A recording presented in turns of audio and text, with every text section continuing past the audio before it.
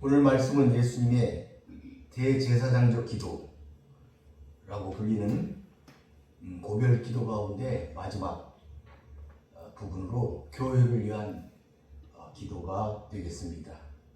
예수님의 다락방에서의 그 설교를 최종적으로 마감하는 그런 부분이 되겠습니다. 앞으로 당신을 믿어 사죄와 구원을 받을 모든 자들을 위하여 드린 중보 기도가 되겠습니다. 이 기도는 예수님이 목요일 밤 십자가 순환이 있기 하루 전에 최후의 만찬을 하신 마가의 다락방에서 있었던 일입니다. 이제 자신의 몸을 희생 제물로 삼아 하나님께 단번에 구속 희생의 제사를 드리기 전 드리신 기도가 되겠습니다. 이게 예수님은 마지막으로 아직 태어나지 않은 미래 세대의 모든 성도들을 위해서 구하셨습니다. 여기서도 기도의 뚜렷한 주제는 하나됨이었습니다. 이 하나됨은 미래의 모든 성도에게만 하신 것이 아니라 제자들을 위해서도 구하신 내용이었습니다. 대제사장적 기도 전체의 중심 주제다, 이렇게 말할 수가 있겠습니다. 즉 예수님은 아버지께서 내 안에, 내가 아버지 안에 있는 것 같이 저희도 다 하나가 되어 우리 안에 있게 하시기를 구하신 것입니다. 곧 성자와 성부 사이에 온전한 일치처럼 성도 상호 간에도 진정한 일치가 있기를 원하셨습니다. 더 나아가 하나님과 성도들이 일치하게 되기를 구하셨던 것입니다. 오늘 본문을 통하여 예수님이 원하시는 하나 되는 성도가 되시기를 바라겠습니다. 20절 한번 보겠습니다. 내가 비옵는 것은 이 사람들만 위함이 아니요 또 그들의 말로 말미암아 나를 믿는 사람들도 위함이다. 예수님은 이제 그 기도의 범위를 확대해서 제자들을 통하여 자신을 믿게 될 미래 성도들까지 위하여 기도하시게 됩니다. 예수님은 그들 역시 제자들처럼 동일한 은혜가 필요하다고 보신 것입니다. 이들은 아직 우리에 들지 아니한 양들, 그러한 양들이었습니다. 아직 태어나지 않은 자들, 아직 우리에 들어오지 않은 양들이었습니다. 그렇지만 창세전에 그리스도 안에서 하나님에 의해 선택되어진 자들이었다고 사도 바울은 증거하였습니다. 이들은 세상 중에 흩어져 거하는 하나님의 백성을 가리킵니다. 그러나 성령의 선물이 약속된 그러한 사람들이었습니다. 이들은 각지에 흩어져 있었지만 복음을 들을 때에 받아들이고 거룩한 약속에 참여하게 됩니다. 그리고 그들이 믿음과 사랑으로 하나가 되어 악한 세상에서 그리스도인으로서의 삶을 잘 감당하기를 원하셨던 것입니다. 21절 보니까 아버지여, 아버지께서 내 안에 내가 아버지 안에 있는 것 같이 그들도 다 하나가 되어 우리 안에 있게 하사 세상으로 아버지께서 나를 보내신 것을 믿게 하옵소서. 예수님이 이렇게 기도하시는 이유가 지금 설명되어 있습니다. 첫째는 모두가 하나가 되는 것입니다. 하나가 되게 해달라. 둘째는 우리 안에 있게 해달라. 셋째는 세상이 예수님을 믿게 해달라 하는 것. 이것이 예수님이 기도 드리시는 이유였습니다. 공동 번역은 본문을 원문의 순서대로 번역을 했습니다. 한번 제가 읽어볼 테니까 참고해 보시기를 바라겠습니다. 아버지, 21절입니다. 아버지, 이 사람들이 모두 하나가 되게 하여 주십시오. 아버지께서 내 안에 계시고 내가 아버지 안에 있는 것 같이 이 사람들도 우리들 안에 있게 하여 주십시오. 그러면 아버지께서 나를 보내셨다는 것을 세상이 믿게 될 것입니다.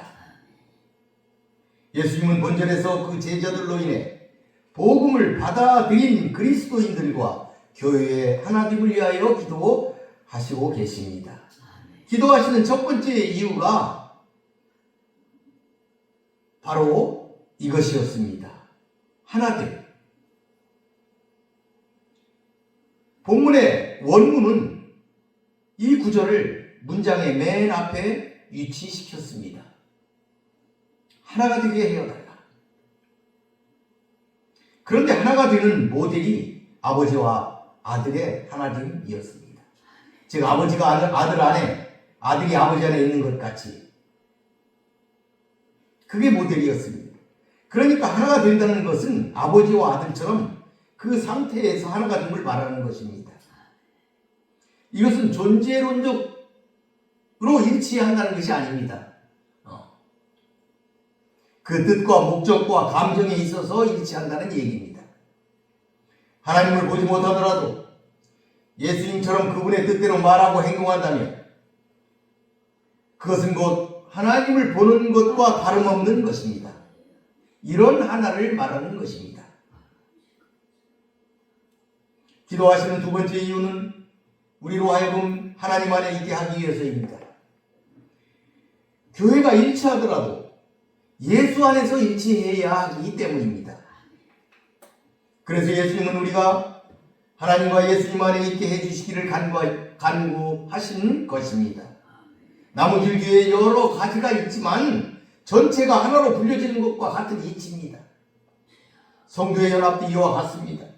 그들이 각각 교파가 다르고 활동 지역이 다를지라도 하나님의 뜻과 목적 안에서 하나로 공유하고 진리와 사랑 안에 묶여야 합니다. 그 안에서 일치된 모습을 세상에 보여야 하기 때문입니다. 또한 그들의 이러한 하나됨은 그들이 아버지와 아들 안에 있다는 근거가 됩니다. 이를 바꿔 말하면 그리스도인들이 하나님의 뜻과 목적, 진리와 사랑 안에 있지 않다면 일치하지 못할 뿐만 아니라 그들이 일치한다고 해도 그들은 아버지와 아들 바깥에 거하는 외인에 불과할 뿐이기 때문입니다. 그리스도와 무관한 자들이 되기 때문입니다. 그래서 그들은 세상의 장애물이 됩니다. 세상으로 아들 예수를 믿지 못하게 만드는 것입니다. 그러므로 성도들은 그리스도의 진리와 사랑 안에서 하나됨에 힘써야 하겠습니다. 예수님이 기도하시는 세 번째 이유는 세상으로 믿게 하기 위해서입니다. 예수님의 간절한 마음이 잘 드러나고 있습니다. 성도들이 먼저 하나님의 뜻과 목적, 진리와 사랑 안에서 있게 되면 세상이 예수가 아버지께서 보내신 자이다 하는 것을 믿게 된다는 말입니다. 예수님이 기도하신 가장 중요한 이유가 되겠습니다. 즉 예수님이 기도하신 최종적 목적은 그들만이 믿는 것이 아니라 마침내 온 세상도 아버지께서 나를 보내신 것, 즉 예수님이 하나님 아들 되심과 메시아 되심을 믿게 하여 하는 것입니다. 세상이 믿도록 하는 것입니다. 왜 세상이 믿도록 합니까? 그래야 그들에게 구원이 있기 때문입니다. 그런 의미에서 예수님의 기도는 제자들과 미래의 성도를 위한 것이나 더 나아가서는 모든 세상을 위한 것이기도 합니다. 하나님의 아들을 이 세상에 보내신 것은 바로 이와 같은 사랑에서 비롯된 것입니다. 그러므로 아버지께서 원하시는 것은 죄인의 멸망이 아닙니다. 모든 사람의 구원입니다. 우리는 세상이 아버지의 관심 밖의 영역이라고 생각해서는 안 됩니다. 그것은 하나님께서 귀하게 여기시는 영혼들이 있는 곳입니다. 우리는 그곳에 복음을 전하고 그들을 제자 삼으라는 명령을 받은 것입니다. 성도들은 이러한 예수님 기도의 최종적 목적이 그들로 하여금 하나님의 사랑을 알게 하기 위함을 깨닫고 우리도 예수님처럼 세상을 위해서 함께 기도해야 하겠습니다. 22절입니다. 내게 주신 영광을 내가 그들에게 주었사오니 이는 우리가 하나가 된 것 같이 그들도 하나가 되게 하려 함이니이다. 예수님은 자신이 하나님과 하나 됨 같이 우리를 하나 되게 하기 위하여 하나님께 받은 영광을 우리에게 주셨다. 이렇게 말씀하고 계십니다. 그러면 아버지가 아들에게 주셨고 그 아들이 우리에게 주신 그 영광이 무엇인가 하는 것입니다. 그 그것은 하나님의 아들로서의 영광입니다. 영생의 영광입니다. 그러므로 장차 예수를 믿어 구원에 이른 성도들은 예수로 말미암아 하나님의 아들이 되고 그리고 딸이 되고 영생의 복을 누리게 되는 것입니다. 하나님의 자녀가 됩니다. 유업을 이은 자가 되는 것입니다. 그러므로 여러분은 하나님의 이름을 갖고 사는 여러분은 신의 아들이고 신의 딸이 되는 것입니다.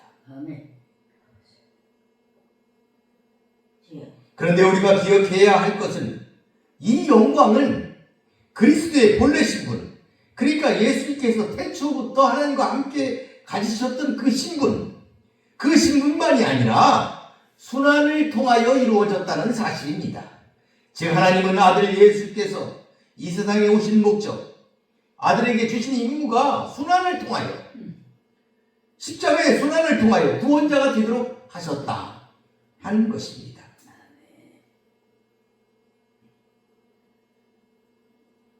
그래서 예수님도 믿는 성도와 교회에 영광을 주셨는데 하나님이 예수님께 주신 것과 마찬가지로 그 영광은 고난을 통하여 얻을 수 있도록 하셨다. 그러니까 이 고난이 영광의 관문이다. 이런 말이 되겠습니다. 그러므로 우리는 예수께서 받으신 고난과 수요, 십자가 죽음이 그분의 영광인 것처럼 우리도 그리스도를 본받아 믿음의 선한 싸움을 싸워야 하는 것입니다. 그리스도를 위해서 자기를 부인하며 버리고 낮아짐이 곧 영광이 되는 것입니다. 이것은 승리만을 영광으로 여기는 세상의 가치관과 다른 역설적인 진리다. 이렇게 말할 수가 있겠습니다. 우리는 이 진리를 깨닫고 고난을 헤치며 나아가 영광에 이르시기를 바라겠습니다. 23절입니다. 곧 내가 그들 안에 있고 아버지께서 내 안에 계시어 그들로 온전함을 이루어 하나가 되게 하여 함은 아버지께서 나를 보내신 것과 또 나를 사랑하신 같이 그들도 사랑하신 것을 세상으로 알게 하려 함이로소이다. 이 23절의 주어는 세상입니다. 그러니까 세상이 그것을 알기를 원하신 거예요. 그러니까 세상이 알아야 되는 거예요. 세상이 주어다. 그러면 세상이 알기를 원하신 거 그게 뭐냐? 하나님께서 예수를 이 세상에 보내셨다는 사실, 그리고 하나님께서 예수님을 사랑하신 것과 같이 성도들을 사랑하신다는 그 사실, 그것이었습니다. 이것을 세상 사람들이 알기를 원하셨던 거예요. 예수님은 21절에서도 세상이 믿기를 원하셨고 23절에서는 세상이 알기를 원하셨다. 이렇게 기록하고 있습니다. 예수님이 가지신 관심과 사랑의 넓이를 보여주는 그런 구절입니다. 우리가 깊이 그 사랑을 알 때 말씀 안에서 하나님 안에서 하나 되어 살게 될 것을 말씀하신 것입니다. 공동 번역은 이 23절을 이렇게 번역했습니다. 내가 이 사람들 안에 있고 아버지께서 내 안에 계신 것은 이 사람들을 완전히 하나가 되게 하려는 것입니다. 이것은 세상으로 하여금 아버지께서 나를 보내셨다는 것을 알게 하려는 것이며 또 아버지께서 나를 사랑하신 것처럼 이 사람들도 사랑하셨다는 것을 알게 하려는 것입니다. 그래서 본문은 예수께서 성도 안에 계신 목적, 아버지께서 예수 안에 계시는 목적이 무엇인지를 잘 보여주고 있습니다. 그들이 완전히 하나 된 상태가 계속되도록 하기 위해서입니다. 완전히 하나가 된다는 것은 그 하나됨의 어떤 틈이나 불화나 사소한 다툼도 허용할 수 없음을 나타냅니다. 이 기도를 통해 볼 때 예수님은 사람들이 기회만 있으면 편을 가르고 당을 만들어 싸운다는 사실을 잘 아시고 이를 염려하셨음을 알 수가 있습니다. 사랑으로 하나 되었던 초대교회도 헬라파와 히브리파로 갈려져 돌아가 있었습니다. 고린도 교회도 바울파, 게바파, 아볼로파, 그리스도파로 갈라져 분쟁하였습니다. 하나님의 사랑으로 맺어진 공동체 교회는 세상의 조직과는 구별되어야 합니다. 진리와 사랑으로 연합한 교회가 교회 안에 분쟁이나 편당의 요소를 만들거나 방치하는 것은 옳지 못합니다. 교회가 그렇게 분쟁하게 된다면 세상은 하나님이 세상을 사랑하사 독생자를 보내셨다는 말을 믿지 않게 될 것입니다. 교회에 사랑이 있음도 알지 못하게 될 것입니다. 예수님이 사랑이시라는 참 진리도 그들이 깨달아 알지 못하게 될 것입니다. 그러므로 성도는 언제든지 성령 안에 있어야 합니다. 성령 안에서 같은 말을 하고 같은 마음과 같은 뜻으로 온전히 합하도록 힘써야 합니다. 신앙이 성숙하게 자라야 할 것입니다. 사랑 안에서 하나 되는 성숙한 성도들이 되시기를 바라겠습니다. 24절 보겠습니다. 아버지여 내게 주신 자도 나 있는 곳에 나와 함께 있어 아버지께서 창세전부터 나를 사랑하심으로 내게 주신 나의 영광을 그들로 보게 하시기를 원하옵나이다. 본절은 예수님이 원하시는 내용이 무엇인지를 잘 보여주고 있는데, 첫째는 제자들과 성도들이 자기가 있을 곳에 함께 있는 것, 그리고 둘째는 자기에게 주어진 영광을 그들이 보게 하는 것입니다. 예수님은 여기 보니까 그곳에 있게 될 때가 임박했음을 지금 말씀하고 있어요. 그렇다면 예수님이 있게 될 곳이 어딘가 하는 것이죠. 11절에 보니까 예수님은 내가 아버지께로 가옵나니 이렇게 앞에서 말씀하셨어요. 내가 아버지께로 간다. 그러니까 여기 예수님이 나 있는 곳에 그들로 함께 있게 하기 위해서 이렇게 그렇게 말씀하셨는데, 나 있는 곳이 어디냐? 하나님 계신 곳이다. 왜? 예수님은 아버지께 가니까 아버지 계신 곳이다, 하나님 나라다 하는 것을 우리가 본문을 통해서 알 수가 있습니다.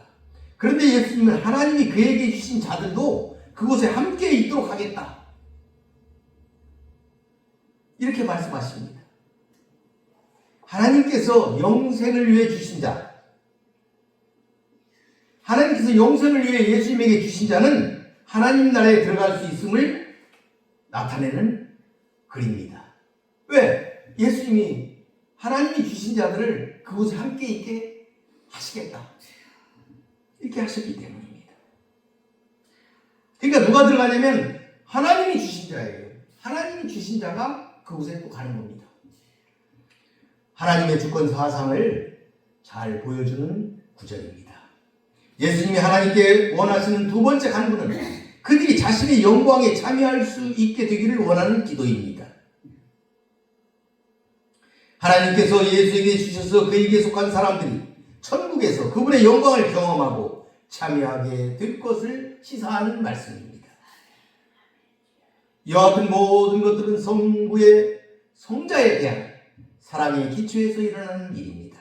예수님은 그 영광을 자기 혼자만이 아니라 자기가 아버지가 자신에게 주신 모든 자들도 함께 누릴 수 있도록 해달라고 지금 기도하고 계시는 것입니다. 아멘. 우리는 이 기도에서 예수님이 우리 성도들을 얼마나 크게 사랑하시는가 이것을 깨닫는 그러한 말씀이 되겠습니다. 이 말씀으로 예수님의 사랑을 깨달으시기를 바라겠습니다. 아멘. 25절 보겠습니다.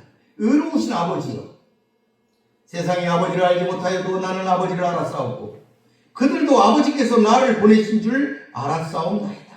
아멘. 이제 25절, 26절은 이 기도의 결론 부분이 됩니다. 세상은 하나님을 모르나 예수님은 하나님을 알았다는 고백입니다. 또 성도들도 그리스도를 하나님께서 보내신 아들로 알았다. 이제 알았다. 이제 제자들도 성도들도 내가 아버지가 보내신 아들이다. 메시아다.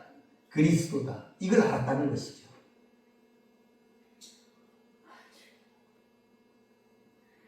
그러니까 아는 것이 얼마나 중요한지 다시 한번 보여주고 있습니다. 아는 것. 그러나 세상은 아버지를 알지 못하였습니다. 여기서 알지 못하였다는 것은 경험하지 못하였고 인격적 교류를 나누지 못하였다. 이런 의미가 됩니다. 이는 세상의 영적 상태를 단적으로 드러내고 있습니다.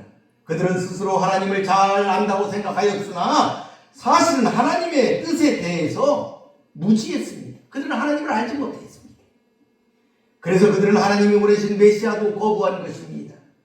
하나님의 아들을 거부했습니다. 그러나 성자 예수는 의로우신 하나님의 본질을 다 알고 계십니다. 그리고 제자들도 그리스도인들도 예수님이 하나님이 보내신 분으로 알았습니다. 제자들은 예수님과의 생활과 그분의 교훈을 통해서 이미 알았다는 의미고, 장차 믿게 될 오늘의 본문에 말하고 있는 그리스도인들, 교회는 이제 예수님께서 십자가의 죽음과 부활, 그리고 보내시는 성령 강림을 통해 미래에 확실하게 알게 될 것이라는 의미가 그 안에 있습니다.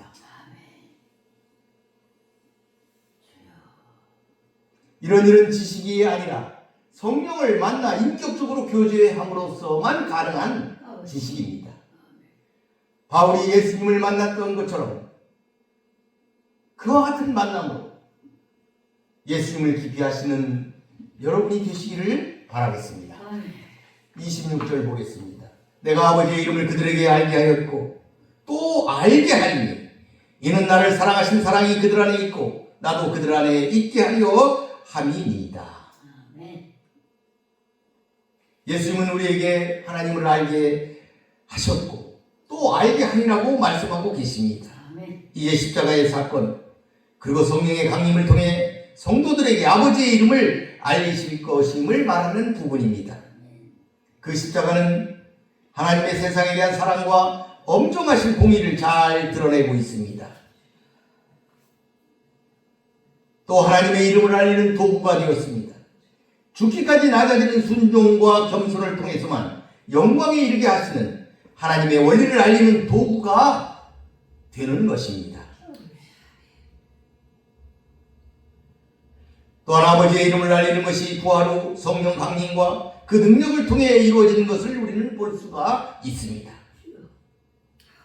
성령의 능력을 통하여 하나님의 이름을 아는 지식을 성도들 안에 있게 하는 것으로 볼 수가 있습니다.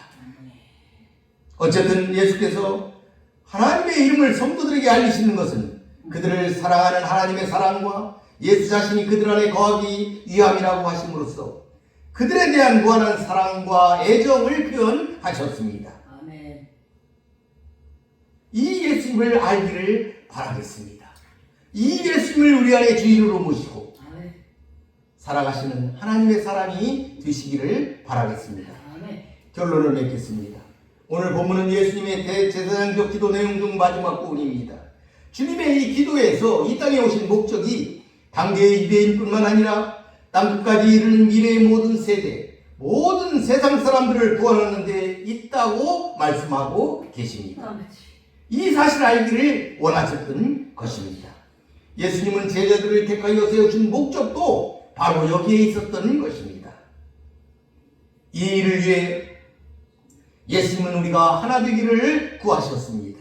이 기도 속에는 성자와 성부가 하나가 되시듯이 그리스도인들과 교회도 하나가 되어야 한다는 명령적 암시가 이 안에 들어 있습니다. 교회가 하나가 될 때 교회는 예수 안에 있다는 증거가 됩니다. 그렇게 해야 세상에 교회를 나타낼 수가 있습니다. 세상에 알릴 수가 있습니다. 하나님 나라를 전할 수 있고 예수님을 전할 수 있게 되는 것입니다. 바꾸어 말하면 세상을 이기는 능력이 되는 것입니다. 그러므로 어떤 명분으로도 교회가 하나 되기를 거부하는 것은 주의 명령을 거부하는 행위입니다. 하나가 되기를 거부할 때 교회는 세상에 무너지고 맙니다. 그러므로 우리는 핑계대지 말아야 합니다. 성도는 늘 진실해야 합니다. 그러면 교회가 어떻게 하나가 될 수가 있습니까? 우리는 성삼위 하나님에 대한 바른 신앙이 있어야 됩니다. 믿는 목적이 바라야 합니다. 하나님을 믿을 때 다른 것이 섞이면 안 됩니다. 그러면 갈라집니다. 외형적으로 교회에 속했다고 진정한 교회의 일원이 될 수는 없습니다. 삼위일체 하나님 안에 있지 않으면 하나의 온전한 공동체를 이룰 수가 없습니다. 두 번째는 예수님이 명하시고 본을 보이신 사랑과 섬김을 가져야 합니다.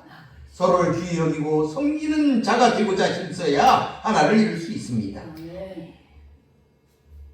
자기의 유익이 아니라 남을 먼저 생각하고 배려하는 것입니다. 분열은 우리의 원수인 마귀가 꾸미는 일입니다. 하나님께서 우리에게 요구하시는 것은 일치와 연합입니다. 이를 위해 우리는 예수 안에서 서로 사랑하고 섬겨야 하겠습니다. 셋째는 자기 십자가를 지고 가야 합니다. 예수님의 고난에 참여하는 자가 영광에도 참여합니다. 고난은 영광에 들어가는 관문이라고 하였습니다. 이미 예수님이 걸으신 길이십니다. 우리는 자기를 부인하고 자기 십자가를 지고 예수님을 따라야 하겠습니다. 사랑하는 성도 여러분, 우리는 세상에서 매우 중요한 역할을 부여받았습니다. 그것은 세상으로 하나님을 알게 하는 일입니다. 객관적으로 알게 하는 것이 아니라 인격적으로 알고 신뢰하도록 이끄는 것입니다. 우리가 이 역할에 충실해야만 더 많은 사람이 그리스도를 만나고 하나님을 아는 참 지식에 이를 수가 있습니다. 이 목적만을 가지고 있다면 우리는 일치를 이룰 수가 있습니다. 성도 여러분, 우리 모두 하나 되어 주님을 기쁘시게 하는 성도들이 됩시다. 말씀을 마치겠습니다. 기도하겠습니다. 고맙고 감사하신 아버지 하나님 감사합니다. 오늘 거룩한 주일을 우리에게 주시고 이곳 방주 기도원 교회 동산에서 예배하게 하시니 감사합니다. 예배를 통하여 하나님의 말씀을 우리가 새겨 싸우니 우리가 이 말씀을 통하여 하나님을 깊이 아는 그런 성도로 나아가게 하여 주시옵소서. 아멘. 믿음의 높은 곳에 이룰 수 있도록 우리의 믿음을 성장시켜 주시옵소서. 아멘. 그리하여 하나 되게 하여 주시옵소서. 아멘. 세상으로 하나님을 알게 하여 하는데 일할 수 있도록 우리를 그렇게 만들어 주시옵소서. 그래서 세상에서 늘 승리하며 우리의 십자가를 지고 자기의 십자가를 지고 그 길이 좀 힘들고 어렵더라도 이기고 헤쳐나가고 결국 하나님의 높은 곳에 이를 수 있는 귀한 성들이 될 수 있도록 저희들을 이끌어 주소서. 아멘. 예수님의 이름으로 기도하나이다. 아멘.